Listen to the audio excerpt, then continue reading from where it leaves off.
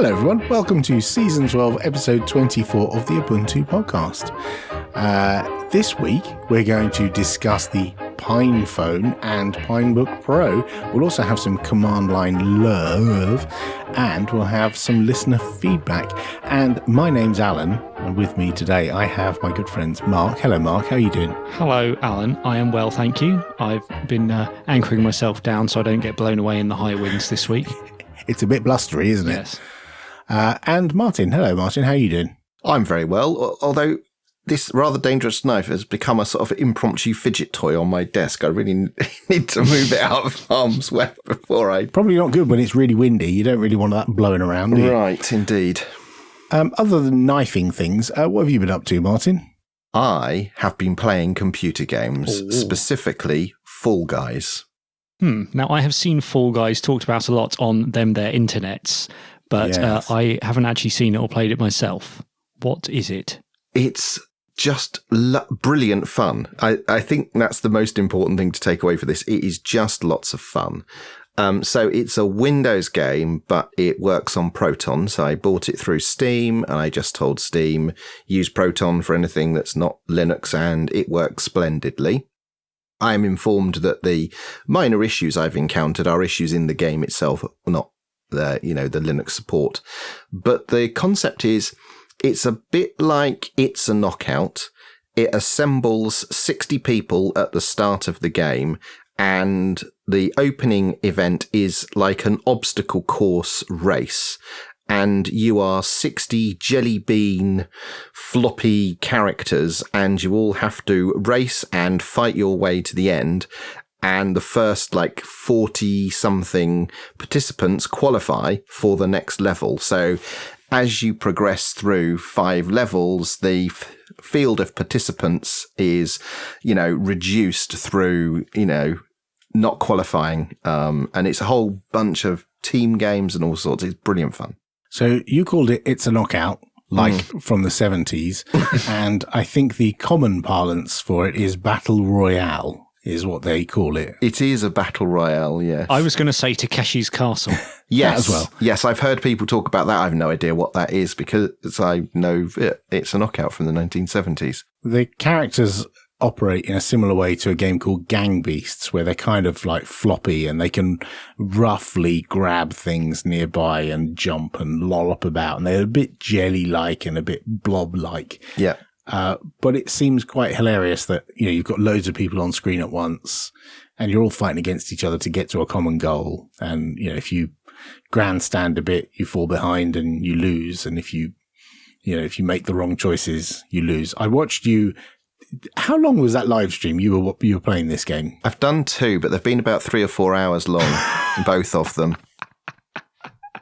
Wow, okay. It's just ace fun. It's compelling then. It's value for money, is what it is. How much was it? It was 15 quid, I think. Oh, wow, that is good. Yeah. Sam has mentioned that a couple of his friends have bought it. He hasn't got it yet, Right. but he's considering it. Having watched some live streams, it is the game to play right now, isn't it? It seems to be the game to play right now. I mean, it does have microtransactions for cosmetic items and things like that, but you don't have to buy those. I've not spent any actual money because you earn in-game currency by competing. So you're able to use that in order to unlock things. I play it with my daughter in the afternoons at the weekends. And she likes spending the money that I've accrued in order to, dress our character up like a pigeon or whatever it might be. I think you get called a filthy default or something like that if you don't, throw some shekels at the screen and get a character. Right. Because I have a Fortnite account, an Epic account, and I have a Fortnite ID only because sometimes Sam's mates come round and sometimes they don't have an account, so they just log in with mine. That's my excuse, officer, and I'm sticking to it. and mine is a filthy default because I never play it and I've never won anything. And so I have the default skin and look, like a basic person. Right. When I live streamed, I had the basic skin in Ubuntu Orange. So I was just Ubuntu Orange, but through money earned, competing, we've unlocked the cucumber coloured skin. So in the future, I will be sporting my Ubuntu Mate colours. But yeah, I streamed it all on Twitch. It was bags of fun. And Neil Gomper from Fedora joined me in the live stream, the second live stream I did, and we played collaboratively, so you can be in the same game every time. And some of the events are team events, so you will find yourselves on the same team working together. So it's team qualification rather than individual qualification. It's super fun. Yes, I did enjoy watching you utterly fail at collecting bones or something and trying to put them in, and everyone just kept wandering in and stealing all your bones or eggs. That was eggs. It's called egg scramble. Yes. Brilliant. It's lots of fun. So I'll try and avoid that time sink, but yeah, let's get on with the show.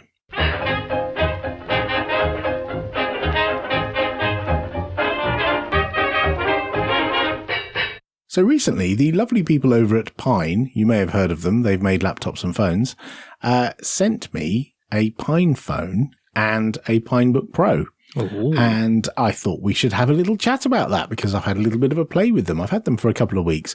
I haven't spent a tremendous amount of time with them, and we'll get into why as we go through. But I got both, which was incredibly kind. I didn't buy them; they were sent. So this isn't a professional review or anything like we ever do professional reviews. But yeah, so the Pinebook Pro is a laptop. It's the next iteration on from the Pinebook. So it's got a single board computer inside it and a battery and a keyboard and a screen and a bunch of ports and a touchpad. And, that's basically it. It's a computer. And it's based around an ARM processor, specifically a ROC 64 CPU, right. I think it is. Right. With 3 gig of RAM. So if we talk about, maybe we'll talk about the laptop first and we'll get to the phone afterwards, but that's the thing that the first thing I've been playing with. Yeah. So the Pinebook Pro retails for a few $100s, is it? Or, well, it's not retailing like other laptops retail, but it's only in small runs, I think, that you can get it. Because of pricing, they have to build up enough people who want to buy the thing, and then they do a run. And, So does it feel like it's a $300 laptop? I have felt more expensive laptops that felt a lot cheaper than this thing. That's interesting. It feels more premium than you would expect for the price. It feels initially when you first pick it up, it feels very much. I'm hesitant to say it feels a bit MacBook Airy. It's Ultrabook form factor, so it's really thin, has only a few ports towards the back on either side, and it feels solid. Yeah. It doesn't feel like it's cheap and cheerful plastic bendy laptop. It feels more premium than the Pinebook because I've got the original Pinebook, which is very plasticky, and this one is not. Interesting. So what are the sort of general basic specs that you get? You get a 64-bit ARM CPU, is it? Yeah. It's got a 1080p display, which is really nice. Mine has a few dead pixels, right? Which I surprisingly only noticed after a couple of days. They're like far over, for me, they're far over on the right-hand side, halfway down, not in the kind of space that you tend to look at a lot. Right. I think I remember that when they initially launched, they made mention of the fact that these panels were, good value because there was a percentage of them that, did feature dead pixels, and dead pixels wasn't a warranty defect. Also, it was a free laptop to me. Well, yeah. I'm not complaining. Indeed. And like I say, they're over on the far right hand side. I don't really care. The display is like nudged up a tiny bit. So it feels like there's a couple of pixels knocked off the top of the screen where it's like slightly out of place, but I'm not complaining too much because there's nothing up there that I particularly care about. It's got 64 gig of internal storage, eMMC storage. Right. It's got a USB-C port on the left-hand side and a USB-A port on the right-hand side and a microSD slot on the right-hand side as well. Okay, so you can expand the storage with microSD. Yeah, you can either put a microSD in there and use, mount it as a bit of flash storage, and it's one of these ones where it stays flush. So you need a good fingernail or screwdriver to get it in and out. It's spring loaded, but once it's in, it's going to stay in there. It's not going to pop out or clip on anything as you put it in and out of a bag or anything like that. It's good like that. But it will also boot from it. Oh, so nice. you can just DD an OS image onto an SD card, chuck it in, turn it on, and it will just default to booting from the SD card. Nice. And I've used that quite a bit. I've tried the default install on the eMMC is Manjaro. Right. Manjaro ARM, obviously. But I've also tried Ubuntu, not an official image. It's a community build with a community maintained kernel. But it, to all intents and purposes, looks like Ubuntu and functions like Ubuntu. It's using packages from the archive, the ARM ports mirror, which is where all the ARM packages live. I've also tried Elementary version 6, because the Pine people also sent Pinebook Pros to a bunch of the Elementary guys, and they very quickly brought up an Elementary image for it and have made that available to people who support the project and a few friends of the project owners. They made us the image available, and so I've tried that out as well. So that's what I've tried: Manjaro, Ubuntu, and Elementary. Okay. And you said it's got a USB-C and USB-A port. Is the USB-C port how it charges? Now, this is interesting. It comes with a charger, but mine came with a charger with a European plug on it. Right. And so I thought, drat, I can't charge this because I haven't got an adapter. And then I thought, oh, hang on, it's got USB-C. I can charge it from USB-C. And so for the first week or so, I was just using my 1+1 dash charger to charge a thing. And because I wasn't using it particularly heavily, I would just leave the charger plugged in and put it down on the floor closed, and it would trickle charge over a period of time.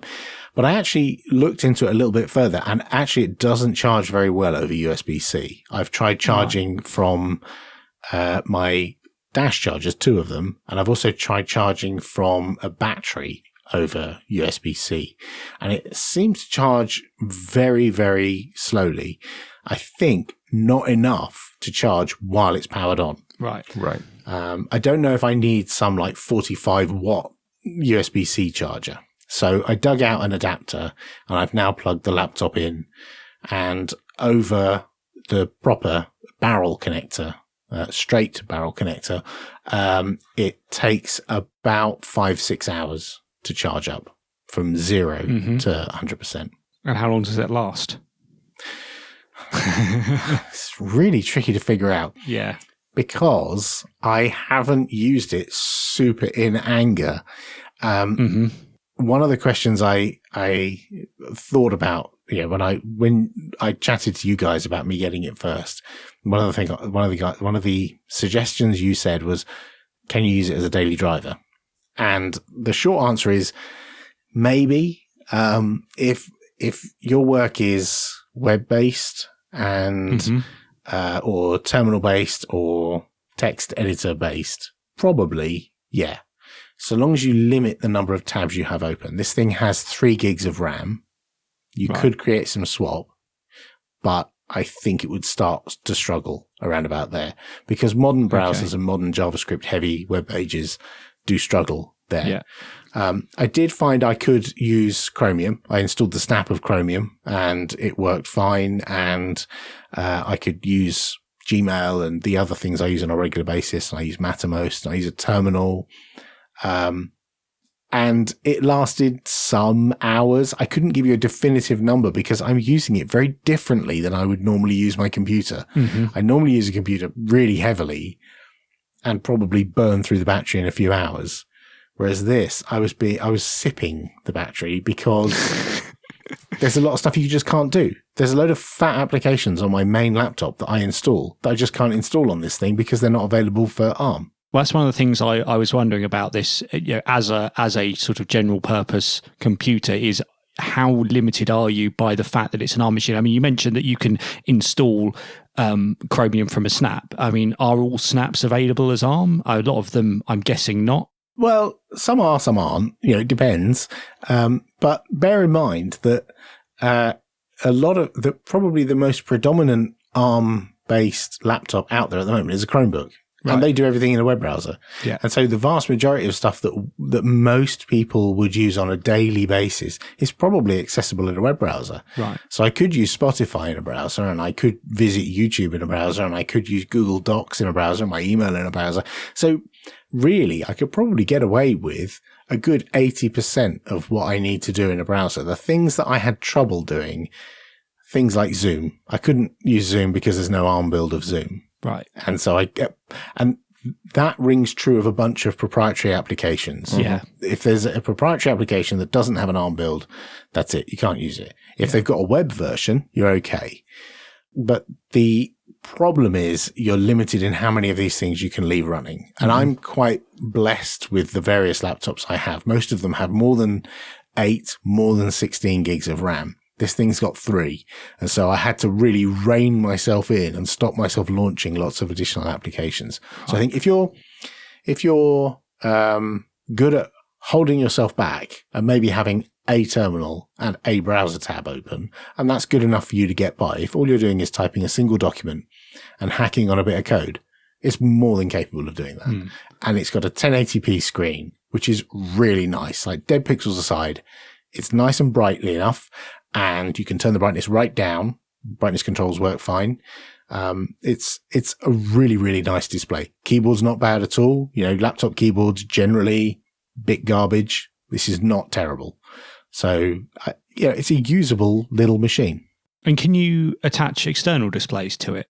Yes, in theory, I believe you can. I haven't tried because I don't have the necessary adapter. Right. It's only got USB-C. Right. I believe you can plug it into USB-C, but I haven't tried that. Okay. I'm told it might be possible. Cool. And just to add to your point, Mark, about, are snaps available for ARM? That's down to the publisher.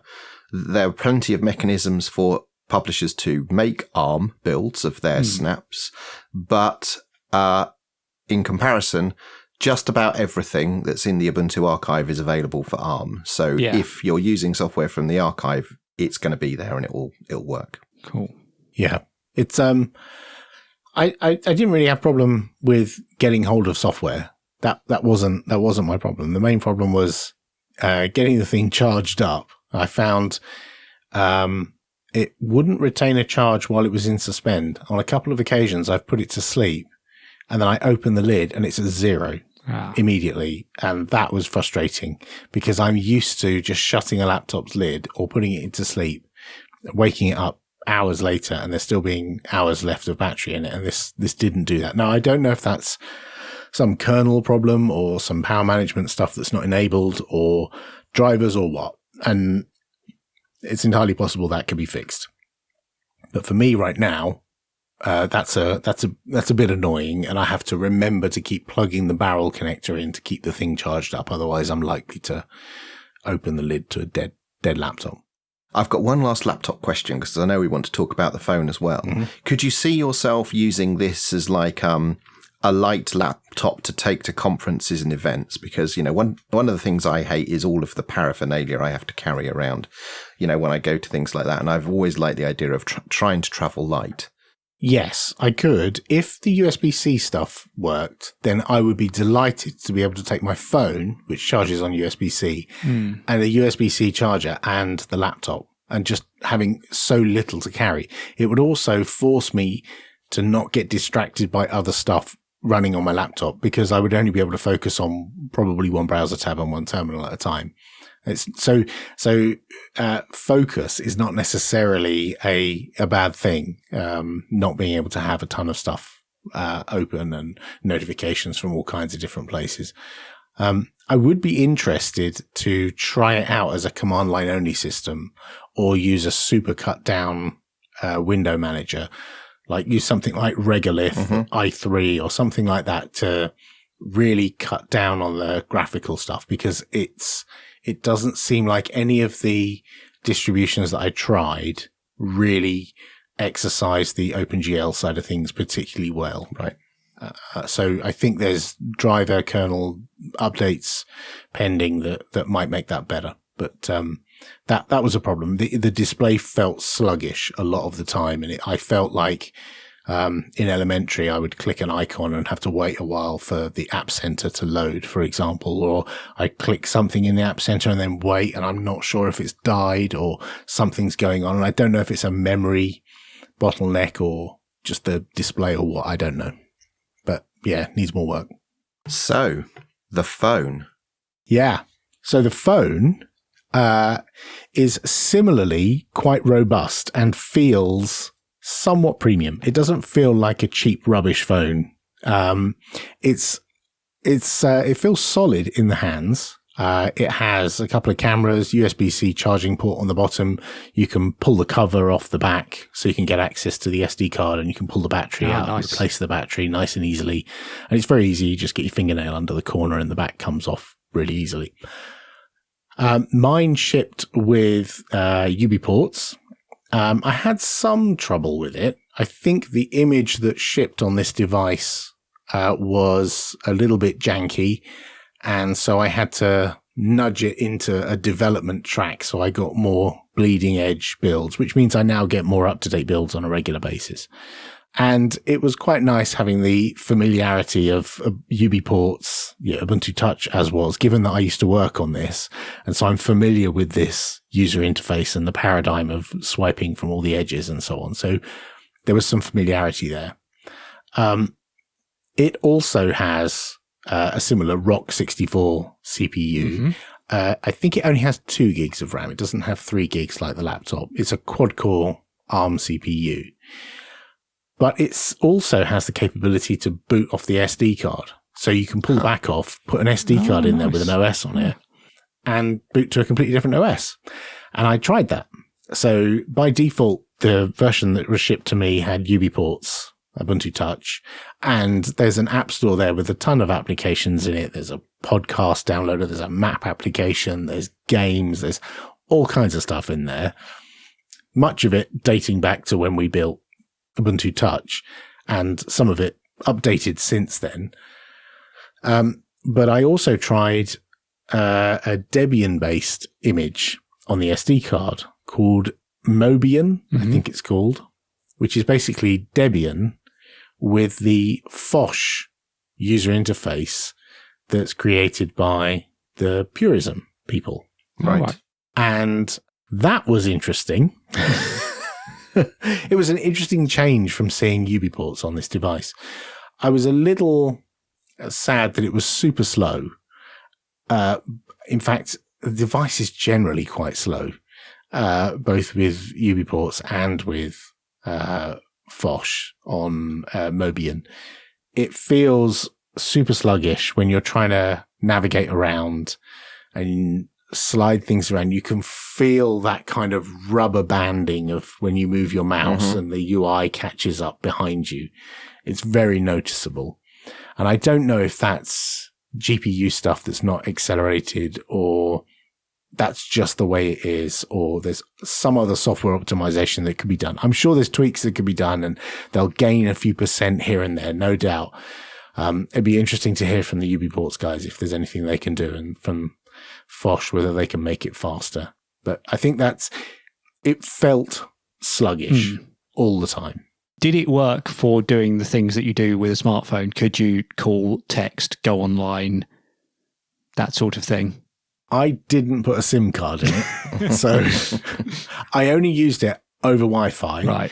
And I used some of the stock applications on both of them, and I used the app stores on both to install additional applications. And all that kind of stuff worked. And I could download new applications, try them out. I found actually UB ports unsurprisingly more mature and more reliable, worked well, and I could switch between applications. With Phosh on Mobian, things would just disappear, or the applications would lock up for long periods of time, especially GNOME software would just freeze for a long period of time. And then I'd stand there waiting, looking at it, and then eventually it would just wake up, or it would die. And I haven't filed any bugs. I haven't reported any of this because I was just playing with it at the moment, and I'm not sure I want to embrace all of these different options. I really want to just have one OS on both of these devices and just stick with one OS. Yeah. And so I'd rather not like get involved with lots of different OSs and lots of different bug trackers. It's certainly fun to use both of these devices. And if you have a small amount of spare cash to support these devices and you're interested in tinkering with ARM devices and maybe a bit of development, the cool thing about this is if you got both the Pinebook Pro and the phone, you can build applications, binaries on the laptop and send them down the USB cable to the phone and they'll run there as well because it's the same processor architecture on both of them, which is quite cool, actually. But even then you could create QML applications or you could create GTK Python applications for Phosh. There's lots of different options there. If you wanted to get started in free software development, there's worse ways than getting hold of these things and starting with something slow and trying to create something optimal on these devices. And if it runs well on these devices, you're going to run really well everywhere else. Brilliant. So that's my thoughts. If anyone in the audience has a PinePhone or Pinebook Pro, I'd be interested to hear your thoughts, what you feel, what OS you run, how well does it run? Does it match with my experience or did you tweak it? Did you get rid of that sluggishness? I'd be interested to know and send us your feedback to show@ubuntupodcast.org.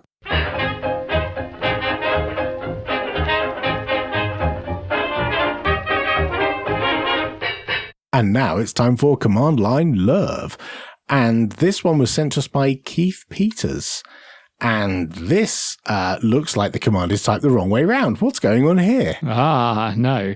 So normally, if you want to know what version of a piece of software you're running, you might type something like Java-version, or maybe it's Java-V, or maybe it's Java-version, or capital V, or something else. So what this tool does, it's called version, and you type version Java or version name of other tool, and it knows what the command line flags are for that command, and it runs that. So all you ever have to do is say version of whichever, and it will tell you the version.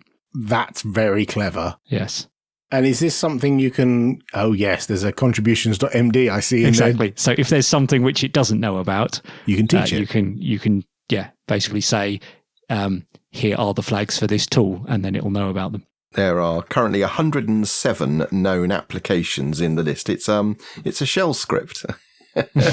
So I could do something like version gnome shell. If someone said, what version of gnome shell are you on? I could do version gnome shell or version Firefox or version Chromium, and it would know how to enumerate the version of Chromium or Firefox or whatever it is I'm using. I'm not necessarily saying those specific ones are in the list, but that's all I would need to do. Yeah, exactly. So Firefox, it does know about, for example, you could say version Firefox and it would know that, or version Inkscape. That's super. I'm going to send a pull request to this project for Mate. It is a voyage of discovery, Command Line Love, every time we do it. It really is.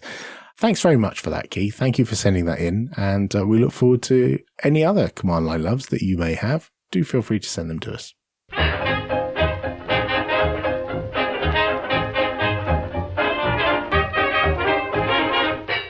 And now it's time for some of your wonderful feedback. Ludwig from Australia emailed show@ubuntupodcast.org. My question is about laptop battery optimizations. I purchased an AMD-based Lenovo ThinkPad T495 to support my working from home, having been enjoying it since late June. The laptop works perfectly well on Linux, however, battery life is my only bugbear. In Linux, on a good day, I can get 5 to 7 hours. Last week, I reinstalled Windows 10 and was shocked to see the battery last a few hours more. I enjoy open source, but work keeps me tethered to MS Teams on the desktop, which remains a must.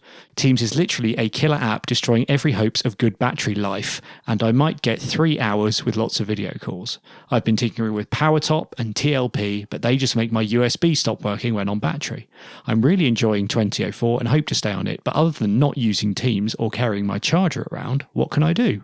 Well, yes, that's an interesting one because, as he points out at the top of this, he's using an AMD-based Lenovo laptop, which I think we're going to be seeing a lot more of. There is another piece of software that you could take a look at. It's called Thermal D. It's in the Ubuntu archive. And that has mechanisms of monitoring the temperatures and then changing the power profile of the laptop accordingly. That said, its understanding of AMD CPUs is somewhat limited because Thermal D is an Intel project. But that's another way to sort of squeeze some more life out of your battery. Certainly, PowerTop, you can run that to calibrate itself to the system that you're running, and TLP can do something similar. It's interesting you say that the USB stops working. I know it does shut down like PCI and USB devices, but you can configure it not to do those things. Yeah, I had that problem when I ran PowerTop, and I just went through the list of all the things that it said were bad, and I just went enter, not actually reading what any of them are. And then after a while, I realized that one of them was USB suspend, and it was turning my microphone off, which is attached via USB, which, yeah, not optimal. So yeah, you might want to be a bit more judicious in how you tweak the settings in PowerTop, for sure. This has been a long-standing problem with Linux on laptops. We've always had worse battery life than on Windows, and I don't know what I don't think there is a magic bullet to make this better. I think it is a lot of work by well-known engineers on kernel and power management stuff. So my understanding is that there's like a number of different hooks into the different chipsets and processor architectures that can elicit better battery performance. And all of those are exposed under Windows to those people to those vendors creating drivers and what have you. However, on Linux, only a few of those hooks are exposed in the kernel because the chipset manufacturers or the CPU manufacturers don't want to share all of that information publicly. So we're actually not able to achieve the same levels of battery endurance on Windows because we don't have access to all of the same knobs to tune and twiddle. That's changing a little bit at the moment. So maybe, in the not too distant future, we'll see some improvements. David emailed us. I installed Ubuntu Studio on top of Ubuntu Mate using ZFS. When I reboot, I get an initram FS error. How do I fix it?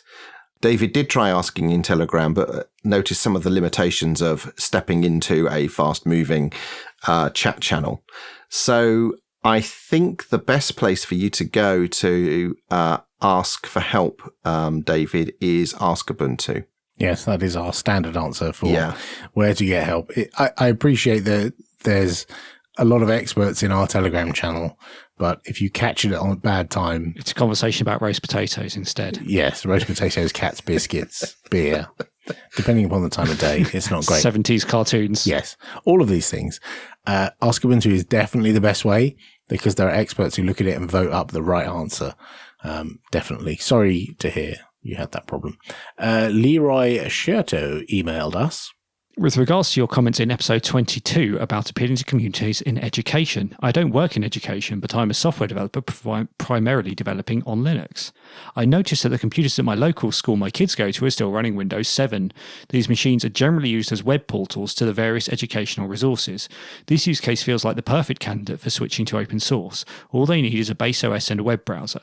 I don't really know how tech decisions are made in education, but part of me wonders if we would see more open source being used if it was easier for decision makers to understand what's available.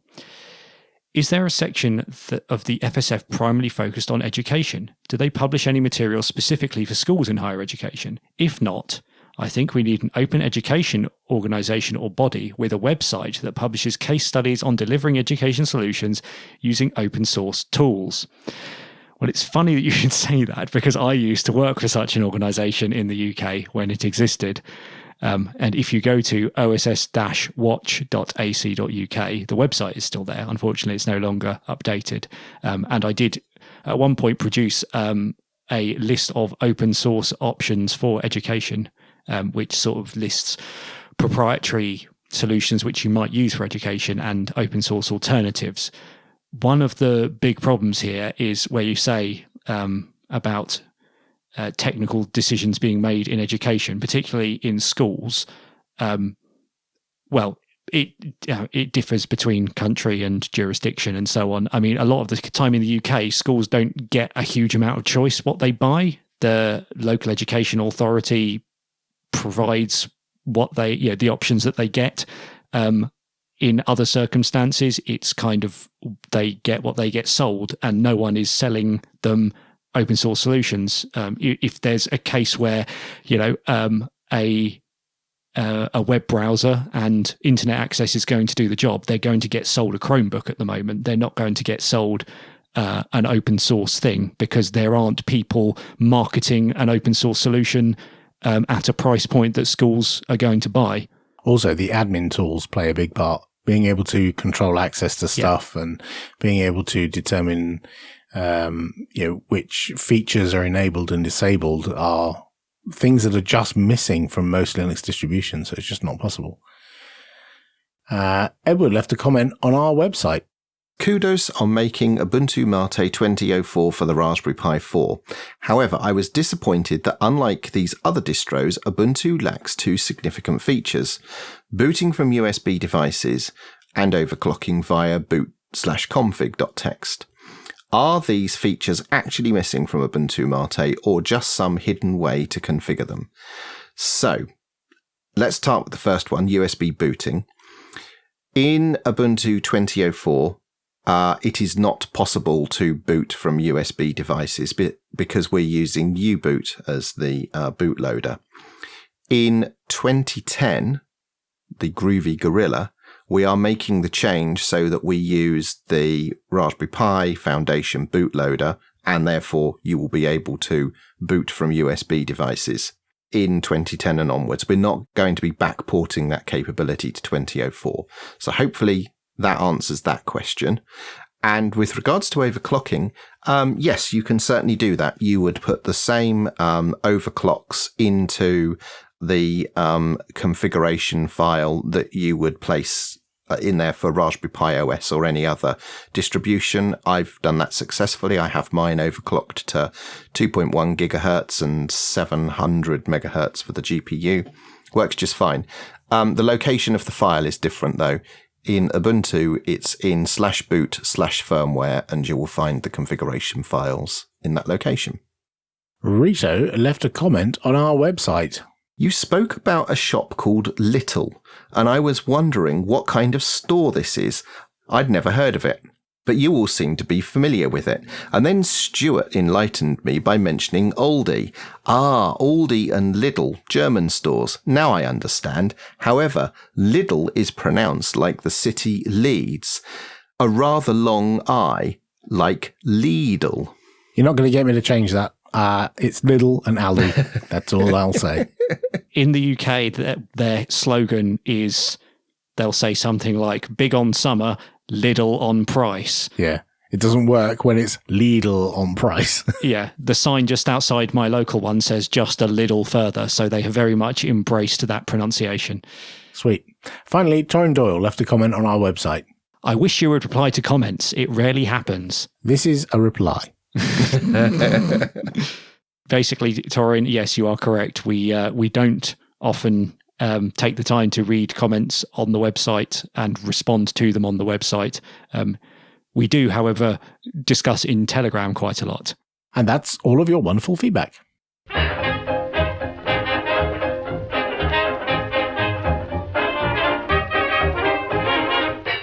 And that's all for episode 24. Thank you all for listening. We will see you all next time when we'll have community news, events, maybe, who knows, and other stuff. If you want to send us an email, send it to show@ubuntupodcast.org. And if you want to join in the conversation with us, you can join our Telegram by going to ubuntupodcast.org/Telegram. See you all next time.